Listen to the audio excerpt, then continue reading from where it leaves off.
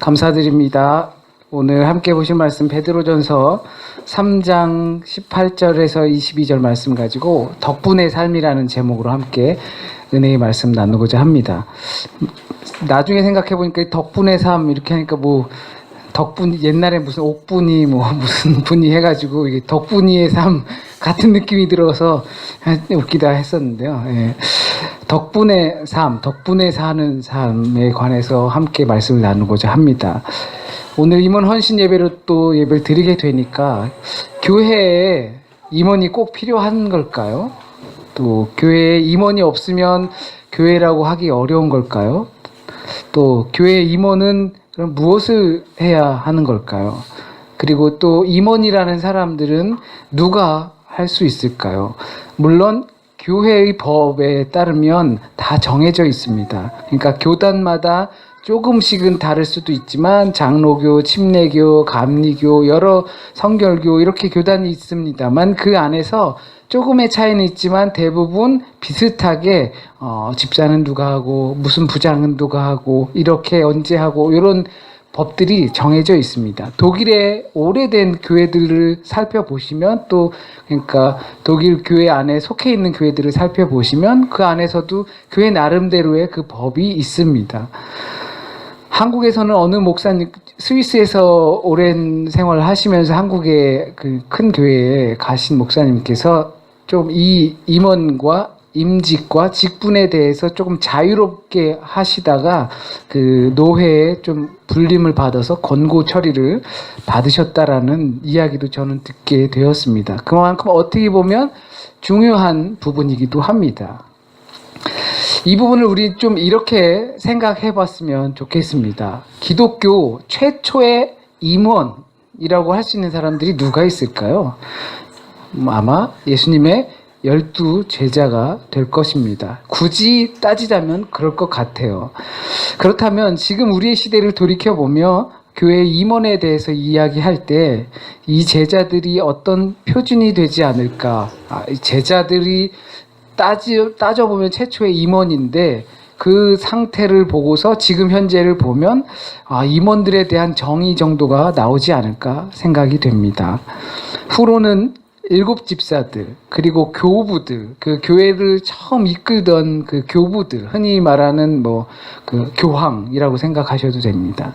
그리고 교회의 지도자들, 목사들 그리고 현재 교회들의 임원들 이들은 모두 따지고 보면 한 맥락 안에 한 줄기 안에 있는 것입니다. 교회 임원으로 헌신하겠다는 여러분들과 그리고 저도 이 전체적인 맥락 안에서 동일한 공통점이 하나 있습니다. 직분 또는 맡은 임무 또는 사명 또는 소명 또는 역할은 다르지만 크게 큰 뜻 안에서는 다르지 않다는 겁니다. 예수 그리스도의 제자, 그 후계자라는 것입니다. 다만 제자들이 7 집사를 세울 때 사도행전에서 말하는 것처럼 일이 너무 많아서 분할하고 또 말씀 전하는데 집중하기 위해서 나누었던 것처럼 그렇게 행해진 것입니다. 그들이 사도적 직분은 없었지만 그래도 제자적인 의미는 갖고서 행했다는 것입니다. 다른 교회는 모르지만 우리 교회도 물론 크게 다르지 않을 거라고 생각됩니다. 사도들이 7 집사를 세우고 교회를 운영하게 했던 것이 저희 교회도 크게 다르지 않을 거라고 생각이 됩니다. 제가 다 할 수 없으니까요. 그리고 또 다 잘할 수 없으니까요. 교회에 필요한 것이 뭐가 있을까요? 따지고 보면 엄청 많습니다. 교회가 없어지지 않고 존재하려면 소위 말하는 그 교회가 잘 운영되려면 정말로 많은 것들이 필요합니다. 하지만 그 운영에 필요한 것이 없어도 교회는 될 수 있다는 사실입니다. 여러분들이 생각할 때 교회에 뭐가 필요할까요? 여러 가지 돈, 장소, 성경책, 사람들 여러 가지들을 생각하실 텐데 그러한 것들이 없어도 교회는 될 수 있다는 것입니다. 목사 없는 교회 있습니다. 성직자 없는 교회 있습니다. 성도 없는 교회 있습니다.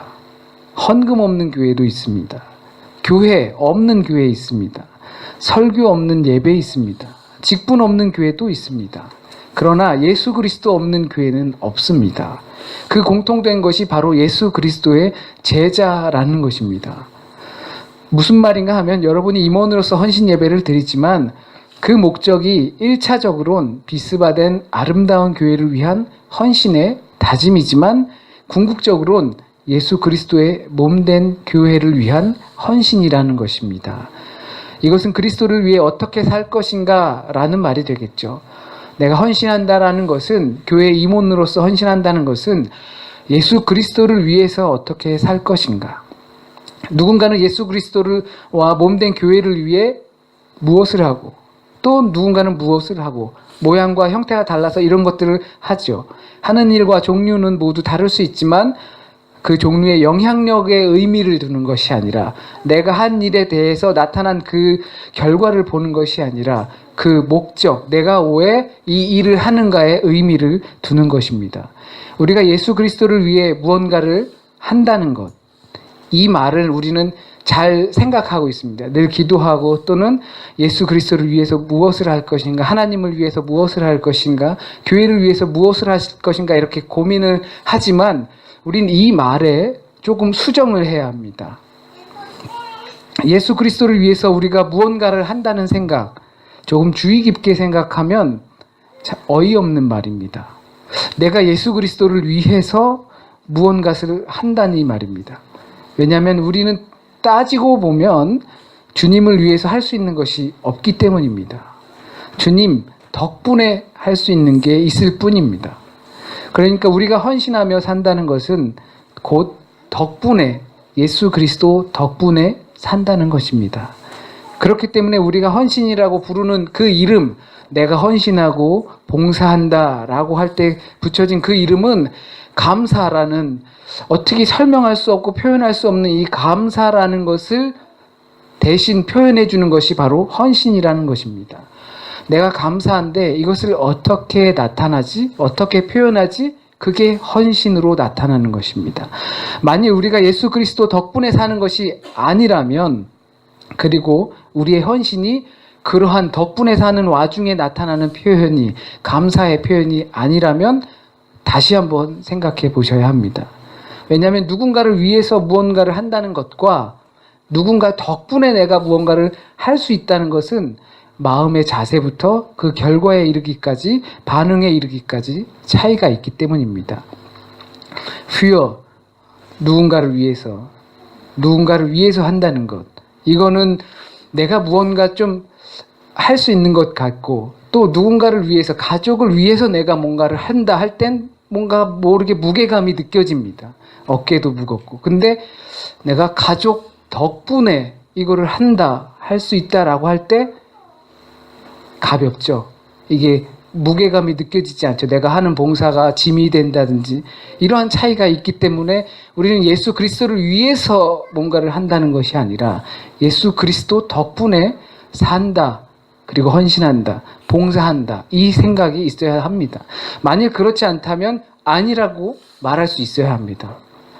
대신 지금이 아니라 나중에 개인적으로 말씀해 주시면 함께 그런 것들을 나눌 수 있지 않을까 또 생각합니다.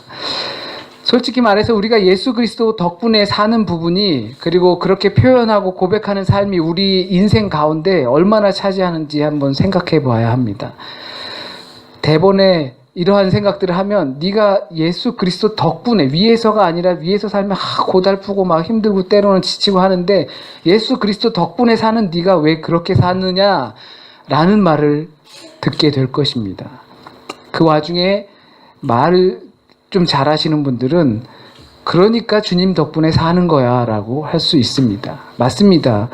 우리가 비록 매 순간순간 그것을 생각하고 고백하지 못하고 내 삶에 옮기지 못한다 하더라도 주님 덕분에 사는 사람처럼 살지 못한다 해도 이렇게 사는 걸 보면, 우리가 이렇게 믿고 가는 걸 보면 그것이 주님의 덕분입니다. 이것을 우리가 자주 사용하는 말로 표현하면 은혜라는 것입니다. 내가 이렇게 살 수 있게 된 것, 이것이 바로 은혜라는 것입니다. 우리가 주님 덕분에 살게 되는 것을 표현하는 것이, 어떻게 내가 주님 덕분에 사는 것을 알릴 수 있을까?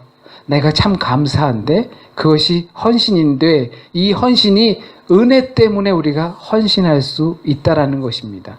은혜를 받았기 때문에 헌신하고 감사 표현을 하고 그런 것입니다. 우리가 헌신하는 그 자체가 우리가 봉사하는 그 자체가 은혜라는 것입니다. 은혜가 없으면 우리가 헌신하고 봉사할 수 없습니다. 또한 그렇게 할 수 있다는 자체, 헌신 덕분에 사는 것에 대한 표현이 우리가 하나님 앞으로 인도되는 놀라운 은혜라는 것입니다. 그런데 이상하게 덕분에 사는 사람들이, 은혜로 사는 사람들이 그것에 대한 표현의 수단 중 일부인 이 헌신하는 것, 봉사하는 것이 힘겹게 느껴질 때가 분명 있습니다. 어느 가수는 이렇게 노래합니다. 사랑이 지겨울 때가 있다고. 사랑, 무뎌지셨을지 모르지만, 사랑이 어느 살다 보니까, 지겹다, 이 사랑이 지겹다라는 표현, 저도 정확하게 표현을 못하겠지만, 사랑이 지겨워지면 이 세상 다 산 거다라는 생각이 듭니다. 이게 인간의 또 다른 습성 중에 하나입니다.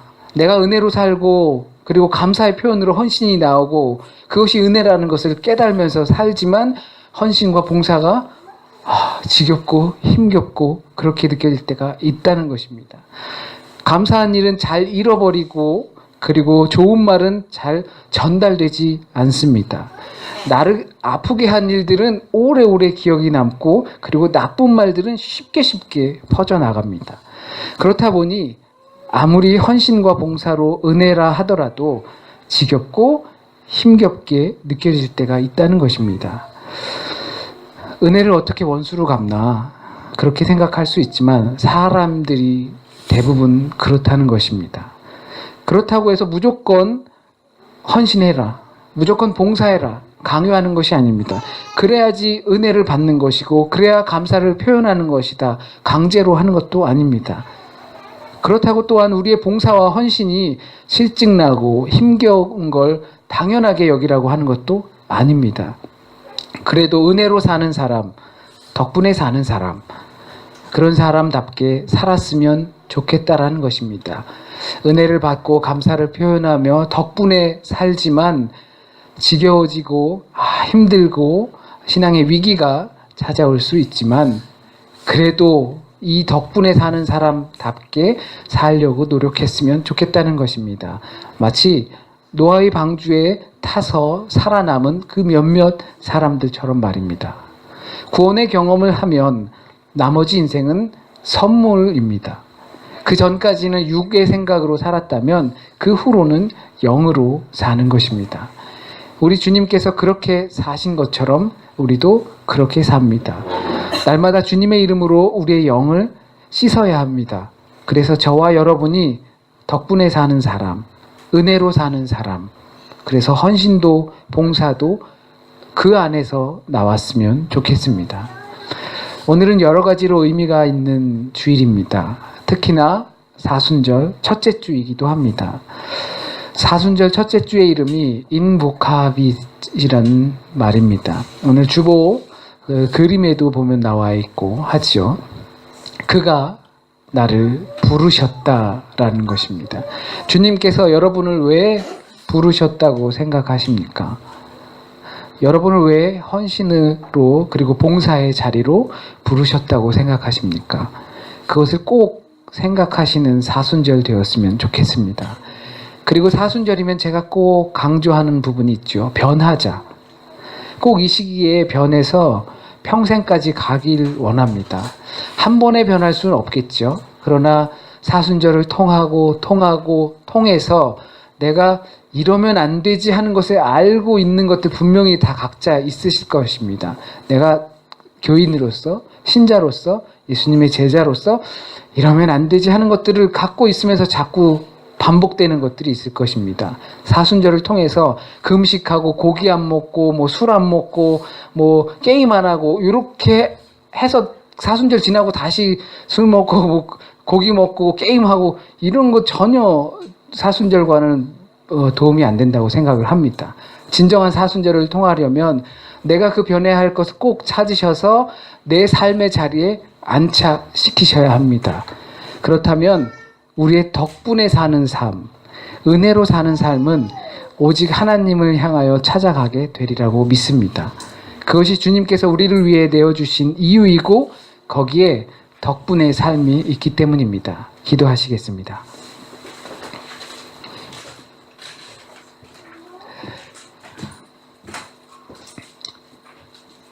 사랑과 자비가 넘치신 하나님, 주님 덕분에 삽니다.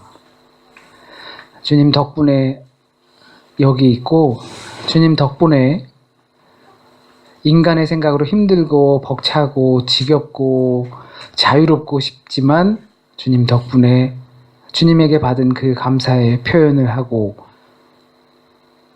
그러면서 얼마나 놀라운 은혜를 받고 있나 고백을 합니다. 주님, 이 시간 우리와 함께하여 주셔서 이 성만찬의 자리에 함께하여 주시고 떡과 포도주를 나눌 때 주님을 다시 한번 되새길 수 있는 우리의 모습 되게 하여 주십시오. 예수님의 이름으로 기도드립니다. 아멘.